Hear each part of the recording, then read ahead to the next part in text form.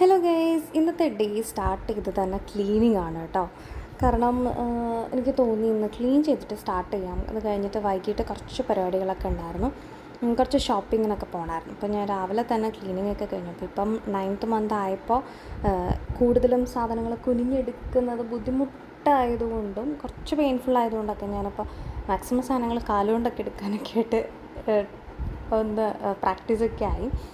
First ഡെലിവറിക്കും ഞാൻ അങ്ങനെയൊക്കെ തന്നെയാണ് ചെയ്തിരുന്നത്. പിന്നെ എക്സസൈസൊക്കെ ചെയ്യുന്നതുകൊണ്ട് ബോഡി അത്യാവശ്യം ഫ്ലെക്സിബിൾ തന്നെയാണ്. എന്നിരുന്നാലും അത്യാവശ്യം അനാവശ്യമായിട്ട് ഇങ്ങനെ കുനിയാതെ അത്യാവശ്യങ്ങൾക്ക് മാത്രം കുനിഞ്ഞ് ഓരോ പണികളൊക്കെ എടുക്കുന്നതാണ് ഇപ്പോഴത്തെ എൻ്റെ ഹോബി. അപ്പം ഞാൻ വിചാരിച്ചു എല്ലാം സോഫയുടെ കവേഴ്സൊക്കെ ഒന്ന് ക്ലീൻ ചെയ്ത് ഒന്ന് തിരിച്ചിടാമെന്നൊക്കെ വിചാരിച്ചു. അപ്പോൾ അതൊക്കെ ഒന്ന് ചെയ്തു.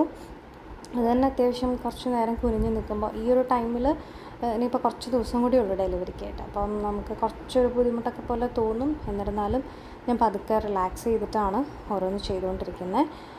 അപ്പം ഷീറ്റൊക്കെ മാറ്റിയിട്ടിട്ടുണ്ട്, എല്ലാം സെറ്റാക്കി.